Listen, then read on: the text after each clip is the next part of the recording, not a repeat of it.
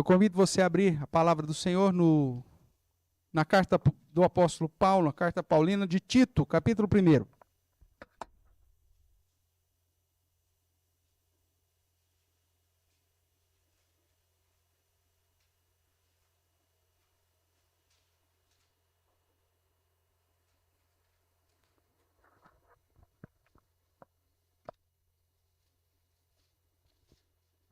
Tito, capítulo 1.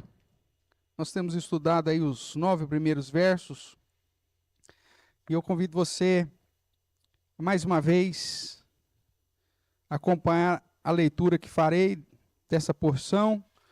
Nós que temos estudado já, essa é a terceira semana, sobre essas qualidades ou qualificações que o apóstolo Paulo apresenta aqui nesses versos. Eu vou ler, os irmãos acompanham, diz assim a palavra do nosso Deus. Paulo, servo de Deus e apóstolo de Jesus Cristo, para promover a fé, que é dos eleitos de Deus, e o pleno conhecimento da verdade, segundo a piedade, na esperança da vida eterna, que o Deus que não pode mentir, prometeu antes dos tempos eternos, e em tempos devidos manifestou a sua palavra, mediante a pregação que me foi confiada por mandato de Deus, nosso Salvador. A Tito, verdadeiro filho, segundo a fé comum, graça e paz, da parte de Deus Pai e de Cristo Jesus, nosso Salvador. Por essa causa te deixei em Creta, para que pusesses em ordem as coisas restantes, bem como em cada cidade constituísses presbíteros conforme te prescrevi. Alguém que seja irrepreensível, marido de uma só mulher, que tenha filhos crentes, que não são acusados de dissolução, nem são insubordinados, porque é indispensável que o bispo seja irrepreensível como dispenseiro de Deus, não arrogante, não irracível, não dado ao vinho, nem violento, nem cobiçoso de torpe ganância, antes hospitaleiro, amigo do bem, sóbrio, justo, piedoso e que tenha domínio de si, apegado à palavra fiel, que é segundo a doutrina, de modo que tenha poder tanto para exortar pelo reto ensino, como para convencer os que o contradizem. Vamos orar mais uma vez, queridos? Pai querido, mais uma vez te bendizemos o nome, te agradecemos pela obra que Jesus Cristo realizou em nosso lugar. E também, ó Deus, nós te damos graças pela palavra do Senhor, que o Senhor resolveu nos dar mediante a revelação, dada inicialmente pelos judeus, e que chegou até nós, inspirada pelo Senhor, útil para o nosso ensino, para a nossa correção, para a nossa admoestação, para o ensino da justiça, a fim, ó Deus, de nos conduzir segundo o teu querer, para que tornemos-nos perfeitos e sejamos perfeitamente habilitados para a obra que o Senhor mesmo preparou, para que andássemos nelas. Que o Senhor, ó Deus, portanto, diante da leitura desta palavra, que como vimos, é perfeita, poderosa, que restaura, ó Deus, a nossa alma, que nos admoesta e que nos dirige a estarmos seguindo o caminho que o Senhor mesmo tem para nós, e que nos conduz a vivermos em adoração, de modo que as palavras da nossa boca, o meditar do nosso coração, sejam agradáveis a Ti. Quando nós lemos essa palavra, Deus, nós clamamos para que ela cumpra com o papel dela em nossa vida, instruindo, ensinando, corrigindo, admoestando, confrontando, para que possamos, ó Deus, desfrutar dos benefícios que ela mesma tem a nos oferecer. Fale ao nosso coração nesta noite, ó Deus, use-me apesar de mim mesmo, e que toda honra, glória seja dada somente ao Senhor, e que possamos juntos crescermos no conhecimento, na graça, para o nosso próprio bem e para o teu louvor, é o que clamamos em nome de Jesus Cristo. Amém. Amém, queridos? Como você já tem acompanhado, nós temos estudado aqui a carta de Paulo escrito a Tito, dentro das chamadas cartas pastorais, e Paulo, já naquilo que historicamente é apontado como sendo a quarta viagem missionária já, deixa Tito na ilha de Creta para colocar algumas coisas em ordem. Ele vai dizer que esse é o motivo de que ele deixa, então, Tito ali na ilha de Creta, para que em cada cidade da ilha ele pudesse colocar as coisas em ordem, as coisas restantes, e constituir uma liderança para cada igreja, para a igreja local. Nós sabemos que essa carta, mesmo endereçada a Tito, geralmente teria que ser lida também por toda a comunidade cristã. E por isso, então, Paulo faz essa apresentação que, se fosse diretamente ou exclusivamente para Tito, seria desnecessário. Tito sabia muito bem que Paulo é servo de Deus, que ele era apóstolo de Jesus Cristo, que ele foi mandado pelo Senhor, que ele cumpria com a missão e com o propósito que ele mesmo descreve aqui. Mas como essa carta era uma carta para circular entre os cristãos, então Paulo faz essa apresentação, mostrando inclusive o seu objetivo de promover a fé, de promover o conhecimento da verdade e de uma prática que glorifique e exalte ao Senhor. Mas aí, focando nessa parte mais prática que o apóstolo Paulo trata a partir do verso 5, ele vai dizer então para Tito, esse pastor, para que ele organizasse a comunidade, e nós vamos seguir aqui depois a carta de Tito, nós vamos ver que ele teria bastante trabalho. A igreja, ou as igrejas nascentes em Creta não eram diferentes das demais igrejas, como a igreja de hoje também não é diferente. Os crentes daquela época não eram diferentes dos crentes de hoje. E mesmo com toda a diferença cultural e que o pós-modernismo trouxe, e todos os benefícios que temos, o ser humano continua sendo o mesmo, inclinado para as mesmas coisas, lutando contra os mesmos pecados. E, portanto, a palavra de Deus para a igreja ou para as igrejas de Creta apresenta o mesmo ensino, as mesmas admoestações, as mesmas instruções para a igreja de todos os tempos. E é nesse sentido, então, que Tito tinha o objetivo de colocar essas coisas em ordem, e isso tratava da vida moral daquele povo, tratava da vida familiar, da postura que os jovens teriam que ter, da postura que o esposo ou os cônjuges deveriam ter, e tantas outras grupos, como lidar com as questões de política da época. Enfim, ele vai apresentar várias situações que Tito, como pastor, tinha que instruir aquele povo para que eles pudessem estar dentro do padrão, do modelo que Deus desejava. Mas Tito não poderia fazer isso sozinho. E o modelo que a própria Escritura apresenta desde o início do povo de Israel é um colegiado de homens para administrar a igreja. Isso é visto lá na figura dos anciãos no Antigo Testamento, ou presbíteros, desde Moisés, quando Moisés assume a responsabilidade de conduzir aquele povo para a terra de Canaã, e ele se vê ali numa situação terrível, com milhares e milhares de pessoas para aconselhar e para tratar de questões do dia a dia, e o seu sogro chega para ele: meu amigo, você vai morrer com tanta coisa para fazer. Você precisa dividir, consulte a Deus, e se Deus confirmar, então divida o trabalho. E lá em Êxodo 18 é dito então que Deus assim confirma, e que Moisés estabelece líderes para carregar com ele das responsabilidades do pastoreio da congregação do deserto. E esse modelo passa a ser então o fundamento das cidades judaicas, ou das cidades do povo de Israel. Cada cidade tinha lá o seu grupo de anciãos que tratavam, uma vez que era uma nação cristã, uma nação crente, vamos dizer, o cristianismo vem depois, a ideia de Cristo, né? Mas uma comunidade que cria no Messias. Então a cidade e a igreja viviam juntos. Depois, quando os gentios entram, é que muda muita coisa. E aí, portanto, esse padrão passa a ser o padrão da igreja, onde através de um colegiado de homens, mas não de qualquer homens, a igreja deve ser conduzida, pastoreada, ensinada, instruída e tudo mais. E é nessa preocupação que o apóstolo Paulo, então, começa a falar para Tito que teria que organizar a liderança das igrejas, quais as posturas que Tito teria que observar nos homens cristãos para, então, constituí-los bispos ou presbíteros. E por isso nós temos falado nessas últimas semanas sobre essas posturas que devem ser de todos os homens. Veja, eu já chamei sua atenção para isso, que Paulo diz assim a Tito, verso 5. Tenha a sua Bíblia aberta na Epístola de Tito para acompanhar.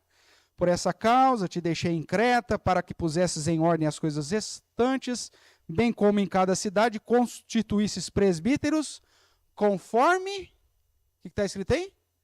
Conforme te prescrevi. Paulo já tinha dado as diretrizes. E aqui, então, ele relembra, ele começa a colocar isso numa listinha.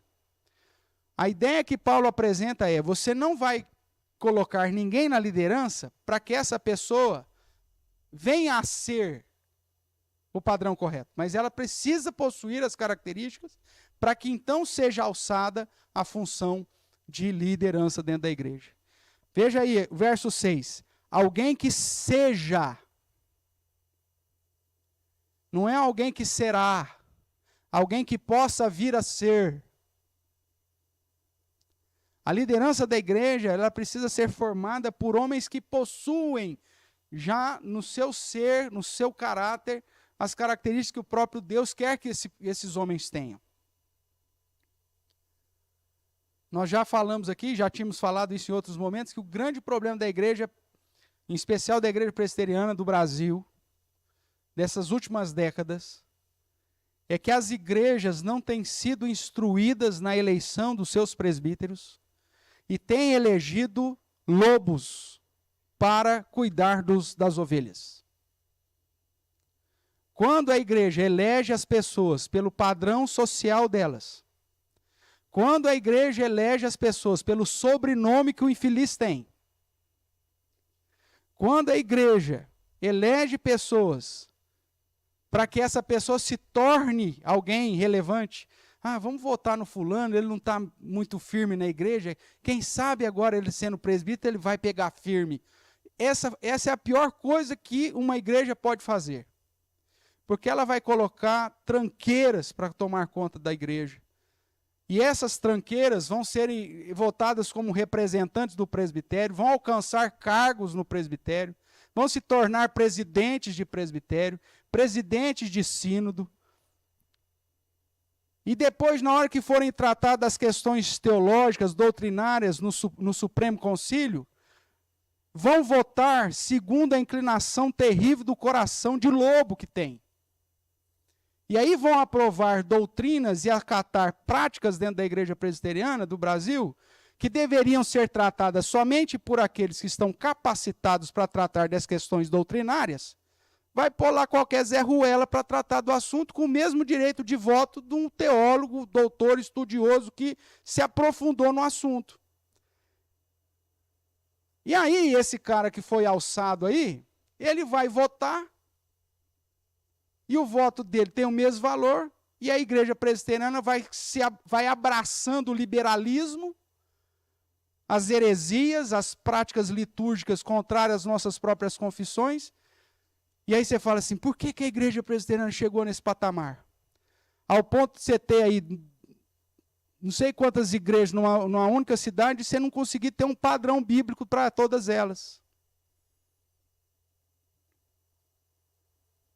Você visita todas as igrejas de uma determinada cidade, você vai ver que a liturgia é diferente, que a pregação é diferente, que o estilo de pregação é diferente,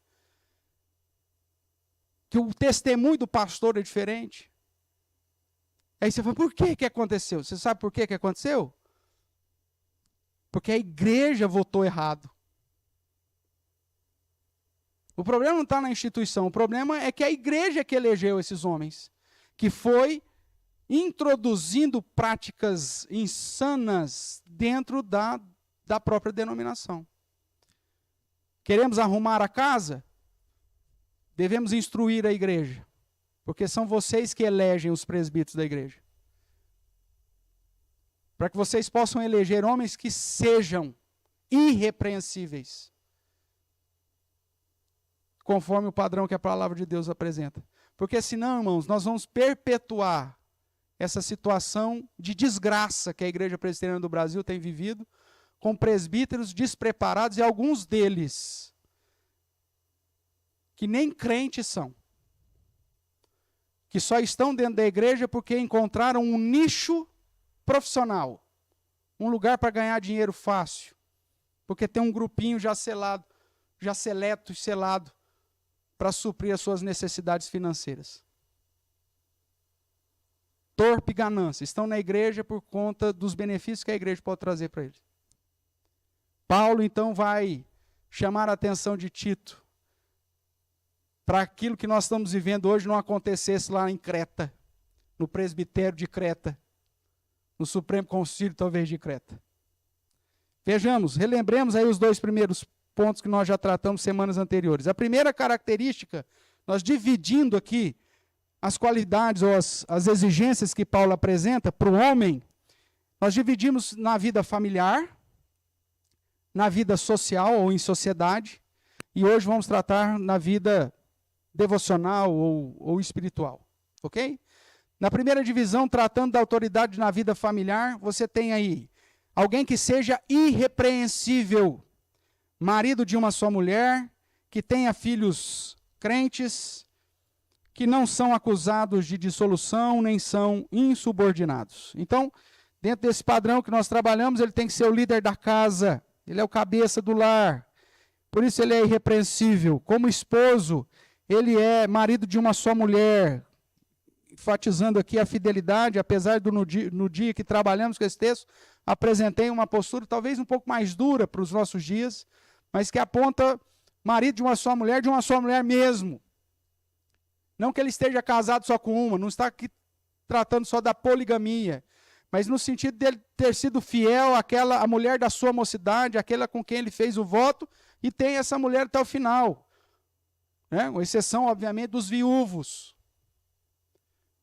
Ou aqueles que, porventura, foram traídos, que são divorciados por conta de serem vítimas na prática da relação sexual ilícita, que são situações que a Bíblia permite. Mas aqueles que, eu divorciei porque ela não fechava a tampa da pasta de dente. Mas por que você não... ele engordou, resolvi trocar por mais nova. Mesmo que seja casado com uma só, ele não manteve a fidelidade. Então, para mim, não serve. E dentro do padrão que próprio Paulo apresenta, e que em especial Malaquias apresenta, é a visão que Deus mostra. Lembre-se que quando se trata da questão moral, irmãos, Jesus é muito mais severo do que os próprios fariseus. Os fariseus apontavam, não adulterarás. Jesus fala, lembra que foi dito, não adulterarás. Eu digo, se você olhar com intenção impura, você já adulterou. Ou seja, o padrão moral de Jesus é muito maior. Então, quando a igreja afrouxa o seu padrão moral para tentar dar uma encaixada e dar uma facilitada, nós vamos procrastinando, deixando de resolver o problema nessa geração e jogamos para a geração da frente. Nós queremos uma igreja que volte a um padrão bíblico sério, então nós precisamos começar a mexer na nossa própria carne. Pastor, nós temos 20 casais na igreja, 18 passaram por divórcio. Tudo bem, então e agora? O que nós vamos fazer? Vamos eleger só 2, se os outros 2 têm essas características a mais. Então só vai ter 2, que seja. E que a gente comece a trabalhar com os nossos adolescentes, com os nossos jovens, com aqueles que ainda estão aí à procura da varoa, para que possam pensar muito bem naquilo que vão escolher e no relacionamento que vão entrar, para que possam ser irrepreensíveis nesse relacionamento conjugal, porque isso é essencial para depois serem colocados como liderança da igreja. Irmãos, isso vai um tempo, porque as últimas gerações abriram mão disso. Tem pastores dentro da igreja presbiteriana na 4ª esposa. E você fala, pastor, tu viu, morreu 3. Pô, esse cara, se o cara casou 3 vezes e as 3 primeiras mulheres morreu, a 4ª tem que pôr a barba de molho, não é verdade? Esse cara é um uruca, meu. Ele casa, a mulher morre. Agora, se é por divórcio, pior ainda. E você tem vários e vários casos. A igreja precisa começar a assumir um compromisso diferente, porque senão essa situação não vai mudar. Isso, obviamente, irmãos, não impede aqueles irmãos que não estão nessa condição do primeiro casamento de servir ao Senhor. Você vai adorar o Senhor, servir ao Senhor, porém não na função de liderança. Para servir de testemunho. Você vai atuar em todas as outras áreas, não tem problema nenhum. Mas para exercer essa liderança, para ser o padrão, para governar a vida dos outros, você tem que ter sabido governar a sua própria primeiro. Você tem que ser irrepreensível na sua vida primeiro. Esse é o padrão. Pastor, daqui a pouco, se o senhor for andar nisso, nós não vamos ter ninguém para eleger. Tem que voltar atrás, instruir as crianças. Só que como ensinar as crianças que já crescem num sistema de família mosaica? Tem 6 filhos. Aí você faz, é tudo irmão? Um é afrodescendente, um é japonês, um é ruivo, o outro é... não, é um de cada pai. Aí você fala, como que essa criança que nasce nessa família mosaica vai entender sobre essa situação de fidelidade e manter a pureza na família? É uma luta que a igreja vai ter que enfrentar. Porque o padrão de Deus é esse. Então, jovens, meus jovens, cuidado com a mulher que você escolhe. E cuidado para não serem infiéis com a mulher da mocidade, porque o Senhor mesmo te deu. Não existe casamento fácil. E as estatísticas mostram que o segundo casamento é pior que o primeiro. E que o terceiro é pior ainda. É só você olhar as estatísticas. Geralmente, hoje, nós estamos numa seguinte realidade. De cada 10 casamentos, 5 terminam em divórcio. Primeiro casamento. De cada 10 segundos casamentos, 7 terminam em divórcio. Se o segundo fosse melhor, tinha que diminuir. E a estatística diz que 10 do terceiro casamento, 8 terminam em divórcio. Quer dizer, vai aumentando a porcentagem. Se mudar de mulher fosse a solução, de mudar de marido fosse a solução, meu amigo, o percentual tinha que diminuir. Falou, o primeiro realmente é difícil, 50% não dá certo. Mas aí o segundo casamento, só 10% divorcia. Opa! Talvez você tenha aqui a solução do seu problema. Mas não é, porque aumenta. Tem gente que pensa que fugir é o caminho mais fácil. O caminho mais fácil, irmãos, é olhar para as Escrituras e amar a sua esposa como Cristo amou. E você, esposa, respeitar e honrar o seu marido, como a igreja deve honrar e respeitar o próprio Senhor. Irrepreensibilidade, o termo irrepreensível aqui é o padrão dentro da autoridade familiar. Como pai, filhos crentes e disciplinados. Você viu aí que tenha filhos crentes que não são acusados de dissolução nem são insubordinados. Lá em Timóteo, Paulo vai dizer, aquele que não consegue cuidar da sua própria casa, como que vai cuidar da casa de Deus? Se você não dá conta de 2, 3 pirralhos que você tem, você não consegue pôr ordem, você não consegue dar educação para 2, 3, como que você vai dar o exemplo à igreja? Você não consegue instruir o seu filho pequeno na lei do Senhor, inculcar na cabeça dele a lei do Senhor e conduzi-lo a entender que é pecador e que precisa de Jesus, como que você vai, como líder, fazer isso para os demais?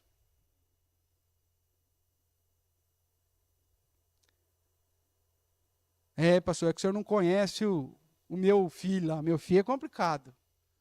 Talvez o complicado tenha sido você, que desprezou todos os princípios da palavra de Deus, inclusive da varinha da instrução, e quis tratar o seu filho como um amigão seu. E é por isso que ele fazia o serviço até na sua cabeça e você dava risada. O fulano é demais, né? Então. O filhão, meu amigão. Eu conheço um que, pelo amor de Deus. Daqui uns dias vai ter que chamar o conselho tutelar para livrar o pai do filho, não o filho do pai. Tamanha situação que nós estamos vivendo. Mas vamos caminhar.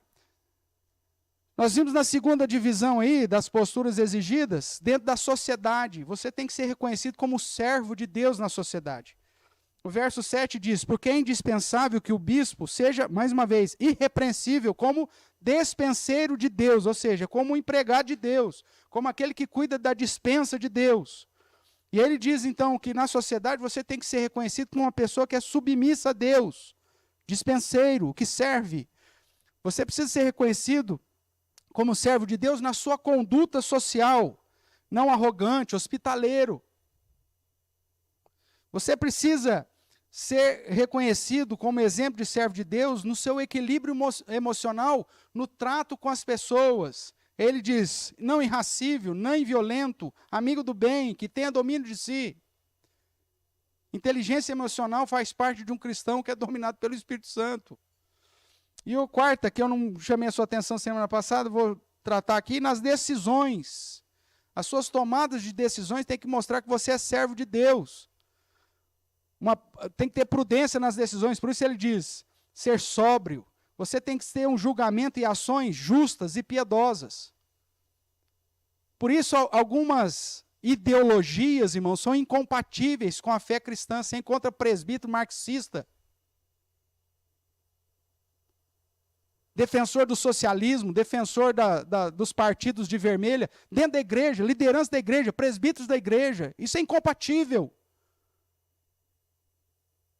Porque a sobriedade, qualquer prudência sóbria para aqueles que temem a Deus, não vão apoiar nenhuma inclinação partidária, ideológica que seja antiteísta, que seja antideus, ou ateísta.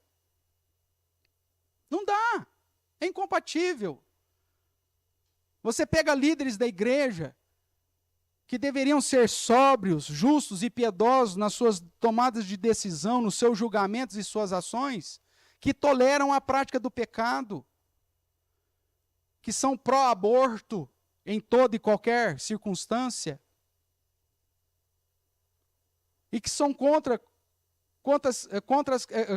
em relação a questões que são bíblicas e puramente apresentadas nas Escrituras, como o direito da propriedade, a manutenção da defesa pessoal,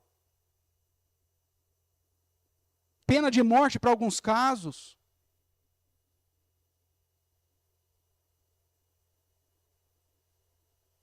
O cara fica todo arrepiadinho quando você fala que crimes hediondos deveriam ser aplicados, o Estado deveria aplicar pena de morte. Aí quando você fala do direito da mulher abortar, ele veste a camisa e sai em passeata.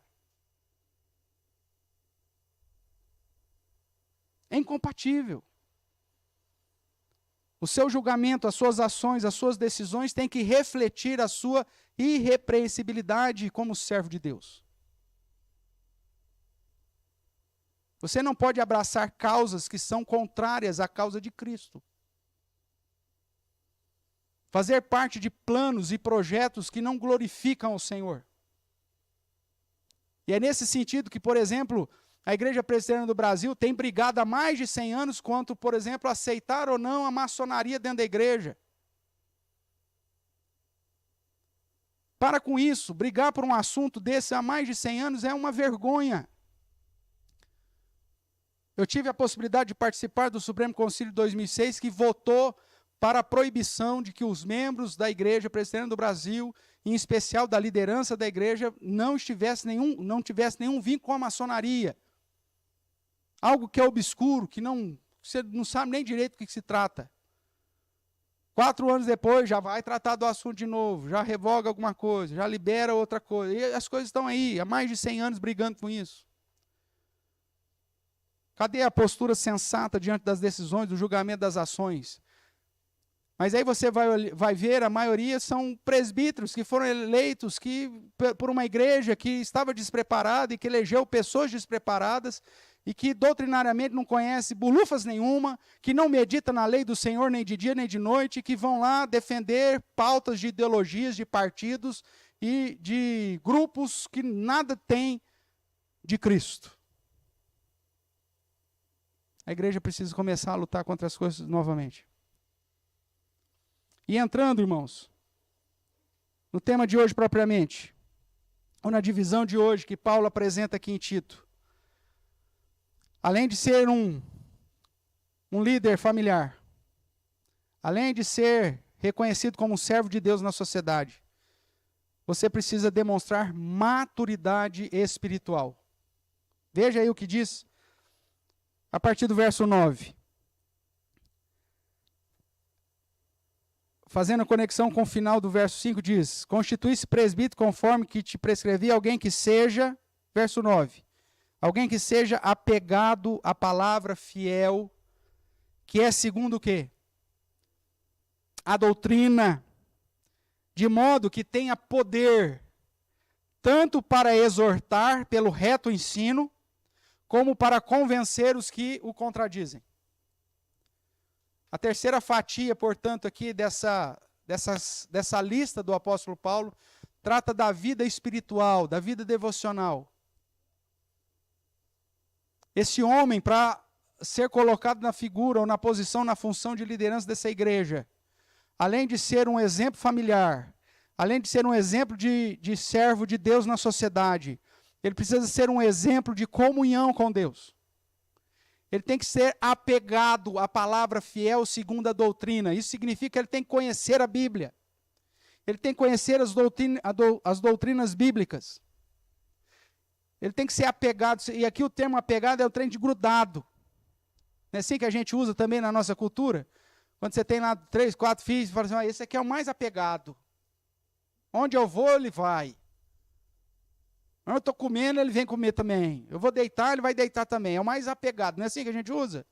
Quando ele usa aqui apegado à palavra, significa que você vai estar, conforme diz o Salmo 1, meditando na lei do Senhor de dia e de noite.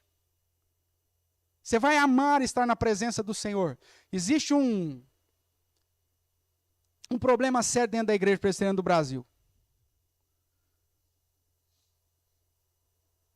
que acomete praticamente 90% dos presbíteros.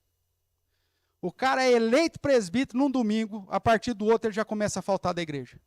Você não vê mais o cara. Antes da eleição, o cara está até na reunião de oração das 6 horas da manhã, na segunda-feira. Mas aí na hora que você elege o infeliz, ele se ordena lá, põe a mão na cabeça do cara, o cara some da igreja. Nem culto de ceia de vez em quando ele aparece. Vem uma vez por ano só. Agora eu estou eleito para 5 anos, então. Aí quando está para vencer o mandato, nos últimos meses para vencer o mandato, o cara está todo dia na igreja de novo. Aí parece que ele é o cara mais apegado com Deus e com a igreja. O cara está em todas as atividades, começa a orar no culto público, briga para dar devocional da igreja, na abertura de escola dominical. Aí o cara quer mostrar serviço. Nós temos um falecido, né, de uma das igrejas que nós passamos, que era batata. Está vencendo 5 anos, você podia falar, 6 meses antes de vencer os 5 anos, você fala, o fulano vai começar a frequentar de novo, hein? Aí, todo dia. A igreja elegia o cara pela posição social que o cara tinha, aí o cara sumia de novo. Foi a vida inteira assim, até ele morrer. Agora não aparece mais porque morreu.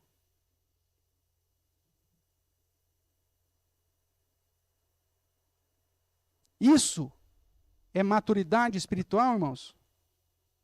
Não é. Isso é exemplo de vida devocional? Não é. Porque é ser apegado. E não é ser apegado de uma maneira superficial.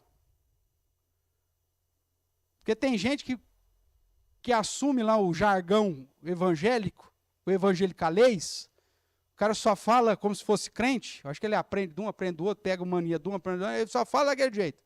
Só que na hora que você vai ver a profundidade do conhecimento bíblico, doutrinário, teológico desse cara, ele não sabe nada.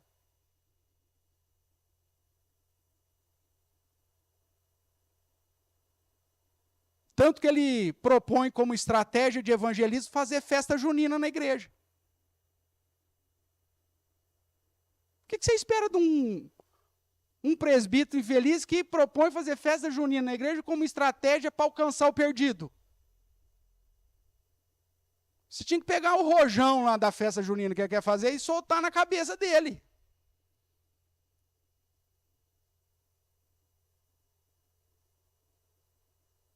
Aí você fala, pastor, na igreja presbiteriana tem uma coisa dessa? Tem, e eu vi com esses 2 olhinhos aqui.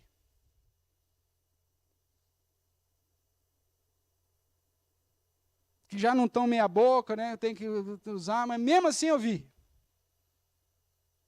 O que você vai esperar do futuro de uma igreja? Apegado à palavra fiel, que é segundo a doutrina. E não é qualquer doutrina, meu amigo. É a sã doutrina ensinada pelo Senhor Jesus e seus apóstolos.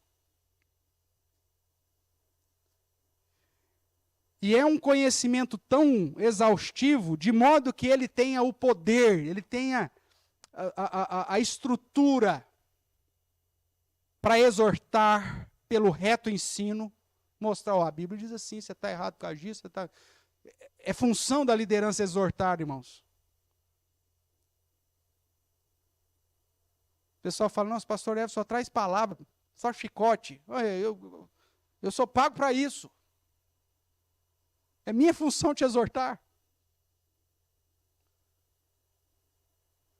Porque se eu não te exortar, o seu coração e o meu também é inclinado a fazer a minha própria vontade, não a vontade de Deus. Se não tiver ninguém para te exortar, sabe o que vai acontecer? Você vai relaxar.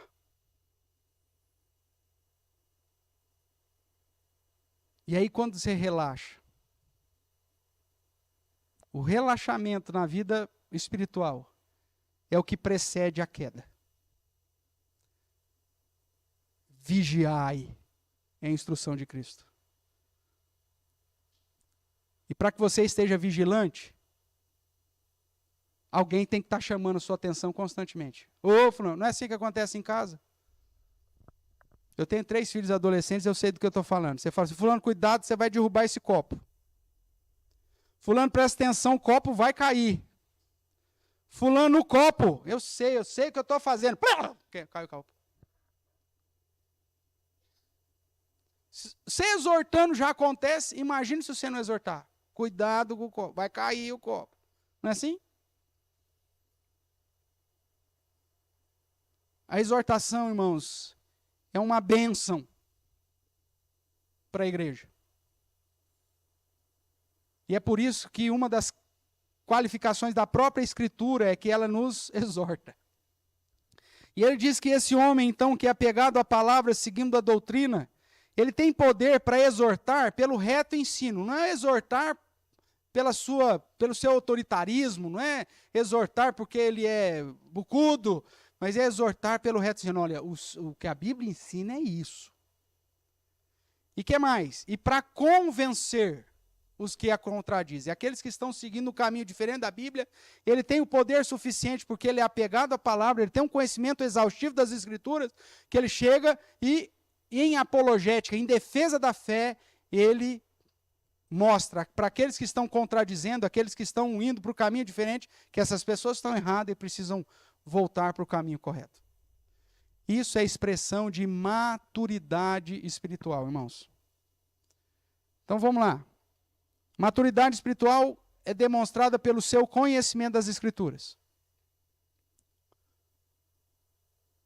Não adianta nada você ter algumas práticas aparentemente cristãs, mas sem conhecimento das Escrituras. Isso é pragmatismo. Eu vou na igreja todo domingo. Eu participo da reunião de oração. Eu vou até em vigília de oração no monte. Tá, mas o que você conhece da Bíblia? Isso não é importante não, pastor. É importante sim. Porque a sua maturidade espiritual é medida pelo aquilo que você conhece das Sagradas Escrituras. A Sagrada Escritura é que vai direcionar a sua prática. Se você não conhece a Bíblia corretamente, a sua prática vai estar errada. Pode até ter a boa intenção, mas a postura do seu coração estará inclinada para aquilo que está errado, e aí Deus não aceita isso. Nós já vimos isso em outros momentos, já estudamos isso. Conhecimento das Escrituras, apegado à palavra que é segundo a doutrina. Esse é o primeiro critério para você definir em que posição está a sua maturidade espiritual. Qual o conhecimento que você tem da palavra de Deus, das instruções que o próprio Deus te deixou, da revelação que ele trouxe para trazer conhecimento para a sua vida.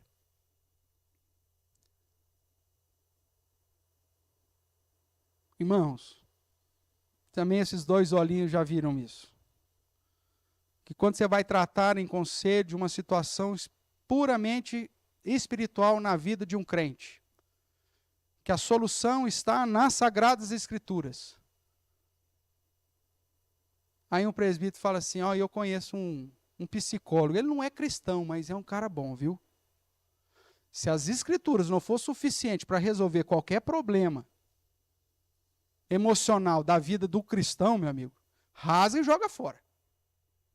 Porque se a gente depender de psicólogo, ainda mais não cristão, para conseguir tirar uma pessoa, talvez, de uma situação de desânimo, se a Bíblia não consegue fazer isso, meu amigo, esquece. Mesmo porque há 200 anos atrás não tinha nenhum psicólogo no mundo. E aí, como que os cristãos faziam? A Bíblia é autossuficiente, meu irmão. Não estou desprezando aqui nenhuma ciência, mas a Bíblia é autossuficiente, ela não precisa.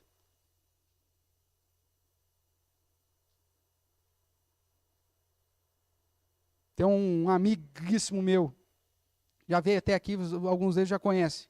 Está para vir de novo aí. Passou por uma situação de enfermidade que o conduziu à depressão. E aí a empresa que ele trabalhava conduziu ele a um psicólogo. O psicólogo falou para ele assim, você tem que arranjar outra mulher, cara. Você já adulterou na sua vida? Não, eu sou cristão. Não, então, você tem que ter... Arranja uma outra mulher que você vai ver, você não vai sarar. Ó, que solução maravilhosa. Conselho dos ímpios. Ele chegou chorando no meu gabinete. Pastor, eu sou crente, eu não posso seguir um negócio desse, cara. O cara me falou um negócio desse.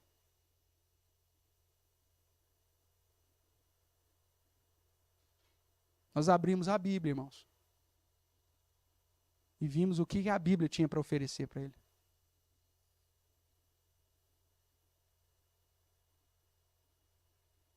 E até hoje ele está casado, tem uma família linda, fiel, líder de igreja.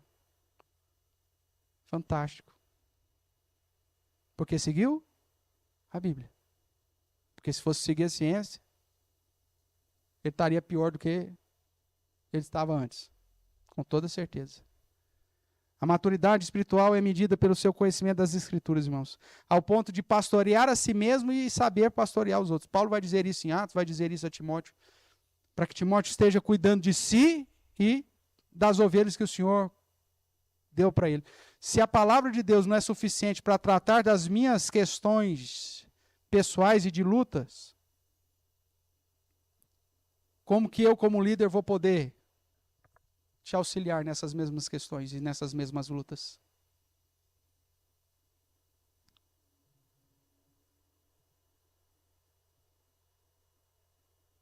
Ele tem que ter poder para exortar pelo reto ensino e para convencer os que a contradizem. A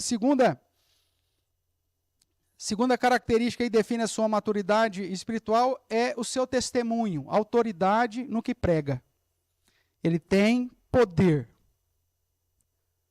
Poder aqui não é no sentido de dons sobrenaturais, irmãos. Não é de manifestações e sinais.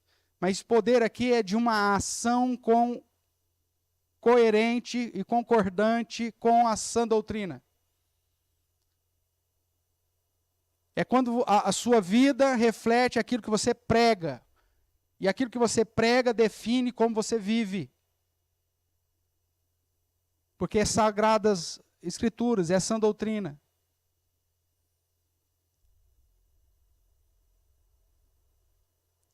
A autoridade no que prega. Poder para exortar, tanto para exortar como para convencer. Se você não dá um bom testemunho de vida, não tem um testemunho de comunhão com Deus, de maturidade com Deus e autoridade naquilo que você está falando, quando você vai apresentar alguma coisa em defesa da fé, As pessoas vão falar, mas quem é você para falar isso?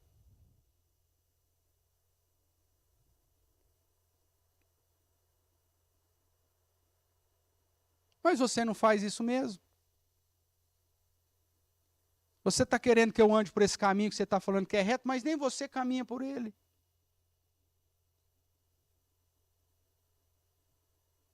Esse poder, irmãos, para exortar, pelo reto ensino, para convencer, está pautado nessa maturidade espiritual, atrelada ao seu testemunho de vida.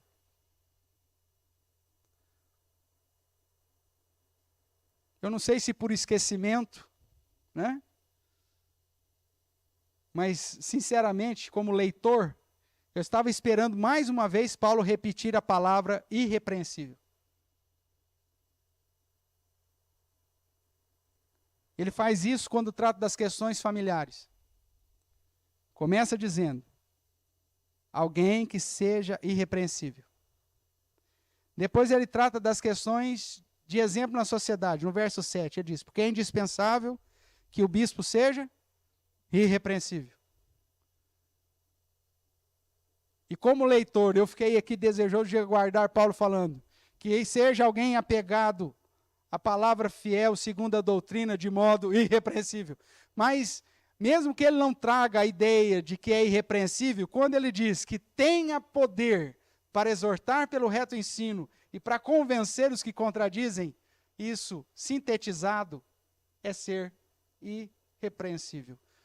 Um testemunho de vida coerente com aquilo que se prega e uma pregação que conduza a um estilo de vida coerente à maturidade espiritual.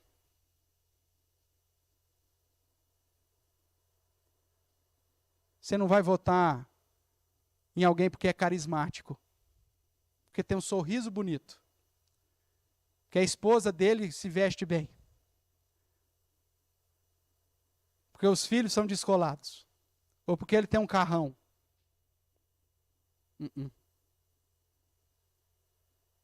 Mas é porque ele tem vida com Deus.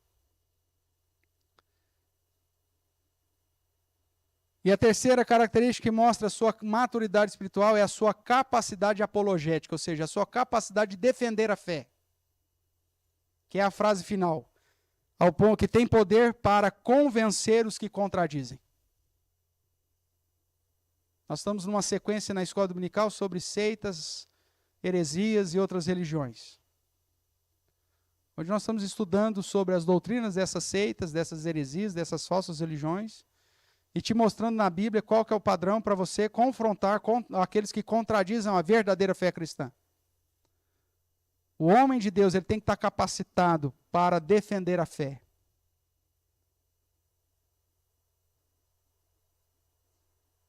Ele tem que ter capacidade para apresentar a sã doutrina de uma maneira clara.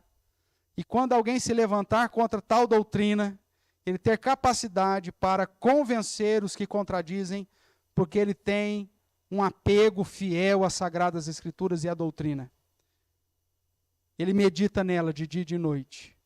Ele deseja essa palavra mais do que o ouro depurado.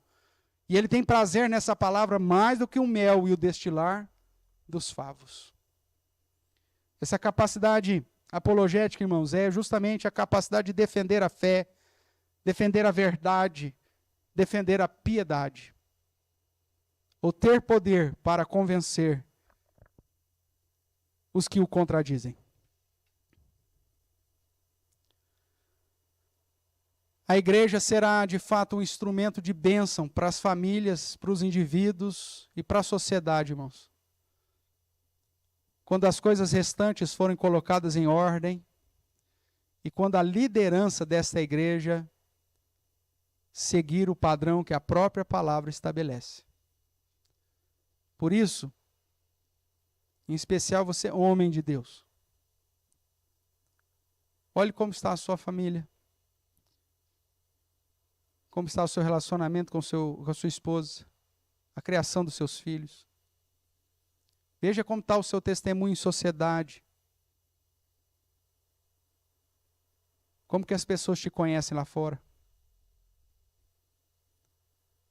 E principalmente, olhe para a sua vida devocional. Em que patamar está a sua maturidade espiritual?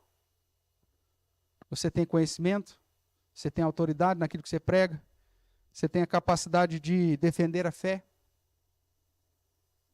Veja aí os versos 10 a 16, que nós vamos tratar depois de um modo mais detalhado a partir de semana que vem. Mas diz assim: por que que os homens, os líderes, tinham que ser apegados à palavra fiel, que é a segunda doutrina, e ter poder para exortar pelo reto ensino e convencer os que contradizem? Porque existem muitos insubordinados, palradores frívolos, enganadores, especialmente os judeus, os da circuncisão. É preciso fazê-los... O que está escrito aí? É preciso mandar calar a boca. Irmãos, eu sou uma ovelhinha perto do leão Paulo.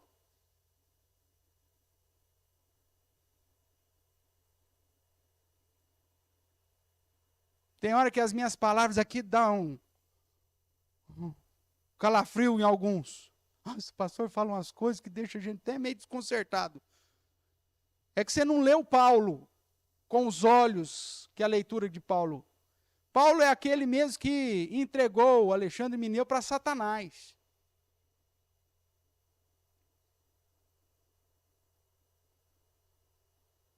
E é o mesmo que diz, olha, tem que mandar esse povo calar a boca. Porque aqui a tradução aqui, ela usa um eufemismo.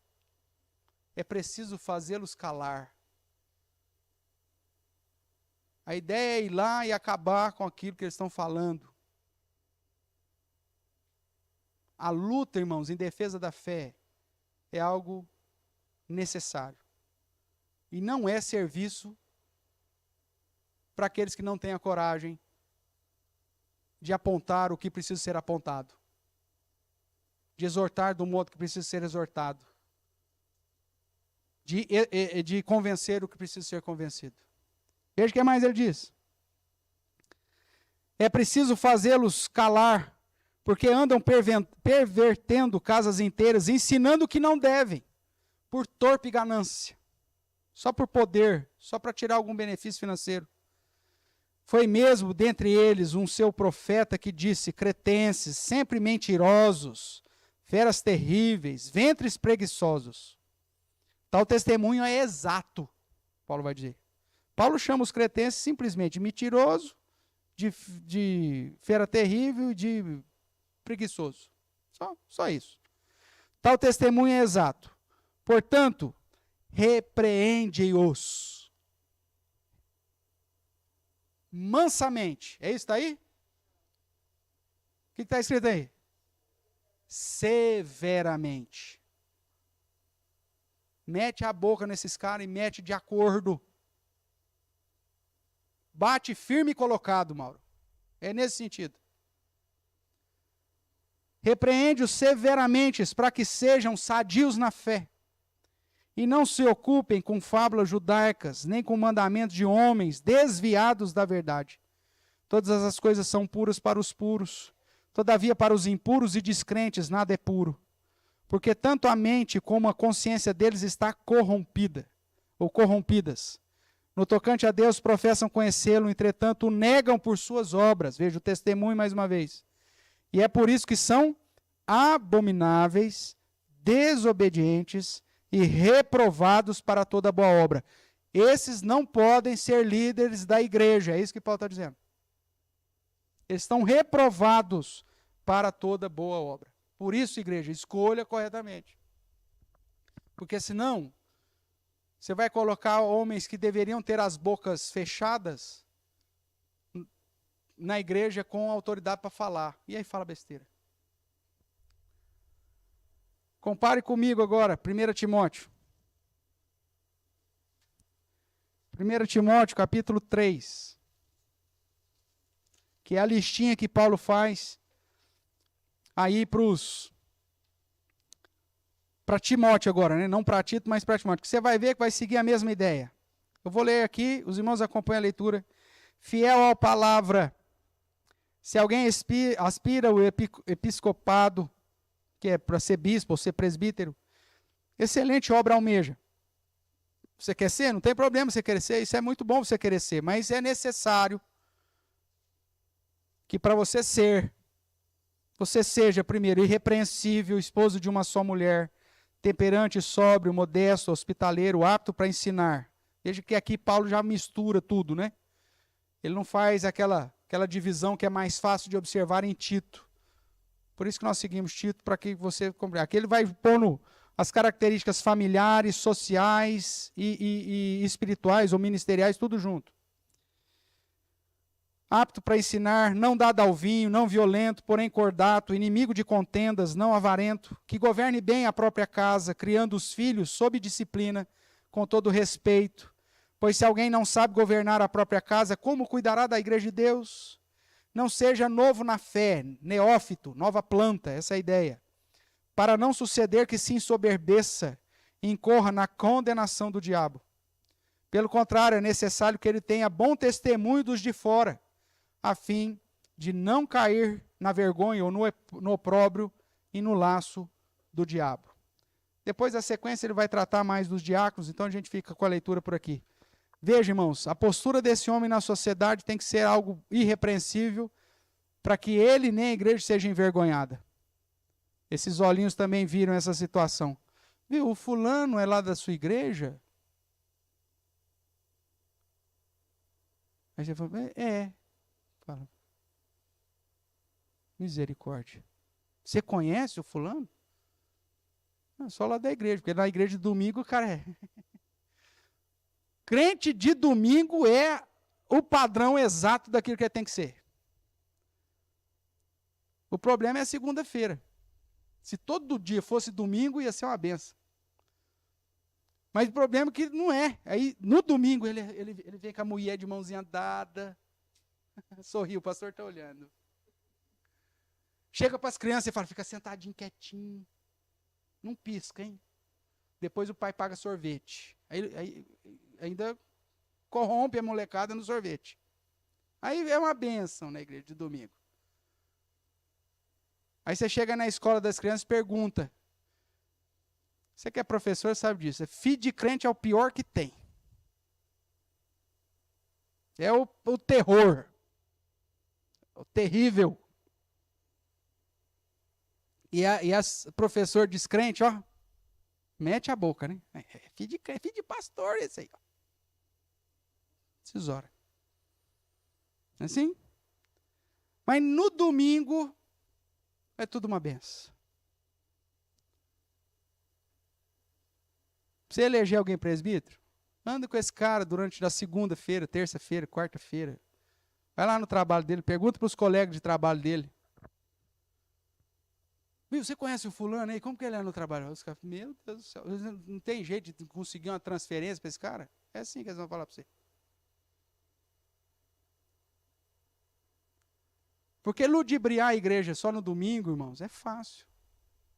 O cara vai vir bonitinho, cheirosinho, tomado banho. Vai cumprimentar todo mundo. Vai ser uma amabilidade que você fala assim, meu Deus. É o próprio Cristo. Só que na segunda-feira, tira a máscara. E aí você vê quem de fato é. Por isso que ele fala. É necessário que ele tenha bom testemunho dos de fora, a fim de não cair na vergonha e no laço do diabo. Irrepreensível na vida familiar. Irrepreensível como servo de Deus na sociedade. Irrepreensível na maturidade espiritual. Concluindo, irmãos. Paulo queria que Tito, na organização das igrejas, constituísse líderes, presbíteros e bispos, aqui são sinônimos, segundo o padrão dos verdadeiros discípulos de Jesus. Paulo sabia que para a igreja ser fiel, ela precisava de homens fiéis. Homens que possuam posturas de um verdadeiro discípulo de Cristo, que exerçam com fidelidade o seu papel cristão na família, na sociedade e na própria igreja. Deste modo, Se você quer ser usado por Deus, não basta disposição. É necessário vida irrepreensível, manifestada num cotidiano cristão, tanto na vida familiar, na vida em sociedade e no dia a dia da igreja. E que Deus assim nos abençoe e te use para a honra e para a glória do seu santo nome, para o seu bem e para o bem da igreja. Amém?